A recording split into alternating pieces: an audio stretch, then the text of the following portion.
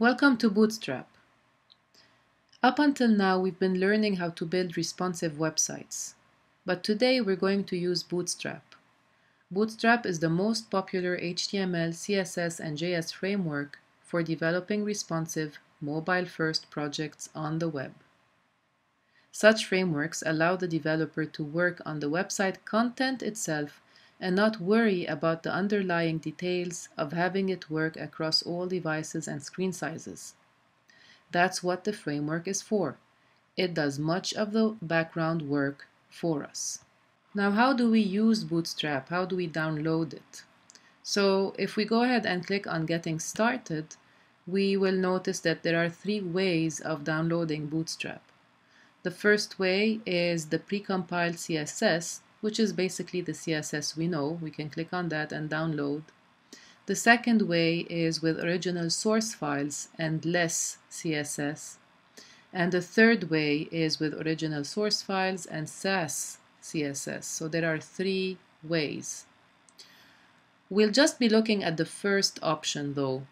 The last two are more advanced and basically involve what are known as CSS preprocessors, which means rather than writing CSS the way we know, we write the CSS in a non-standard form that resembles a traditional computer software code. It can have variables and other software constructs, for example. And then the preprocessor takes the code and automatically converts it to the CSS we know and that the browser understands. The reason these preprocessors, and by the way, a preprocessor is a written program, just so you know. So the reason these preprocessors have been developed is because sometimes writing CSS code can get tedious and repetitive. So for folks with a strong software background, they can write CSS more like traditional computer code and then convert it automatically to the lengthy CSS format that we know. Less and Sass are two of the more popular CSS preprocessors. So I'm just mentioning this as an aside note, but as far as we're concerned, we're going to download this first option. We will use Bootstrap just to download the first option, the plain precompiled CSS version, and we're ready to go. Alternatively, we can use Bootstrap without downloading, just by referencing a content delivery network, which is a CDN. If we look at this example, that's what this means. So there's a link right here to bootstrap.minify.css, which is the cascading style sheet. There's another link to bootstrap theme.minify.css. And there's a third link to the JS, so the jQuery, bootstrap.minify.js.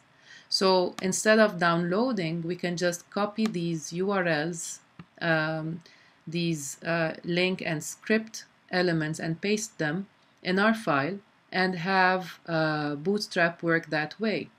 Obviously, in addition to these three lines of code, we also need the jQuery library that will translate the plugin, right? So just so you remember, if we go back to French Alps and we look at the index page, we use the library there. We didn't use it on the About page because on the About page we used the Lightbox plugin, which happened to have the library and the plugin on the same file. But when we used the Cycle plugin came alone. This was the Cycle plugin. So in order to translate the language here into JavaScript for the screen to understand, we used a library.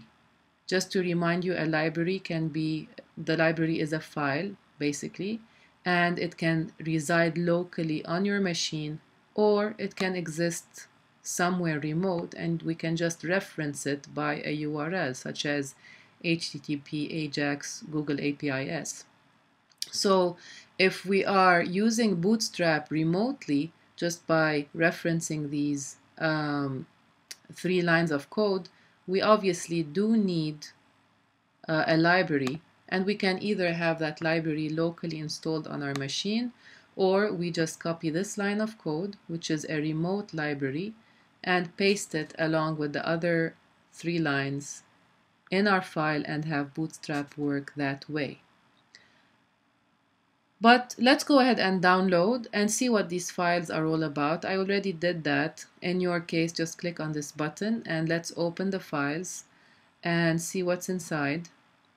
So we have 3 folders, a CSS folder, a fonts folder, and a JS folder.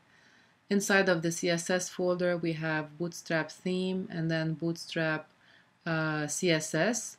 When you see bootstrap.min, right, any file that has min means minified, and it's basically a smaller file, so it loads faster.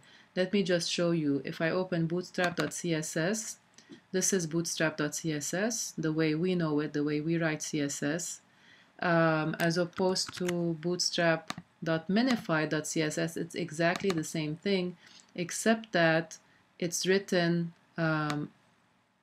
you see there aren't any spaces. You see it's all written on one line. So it's a really small file and it just loads faster. Okay?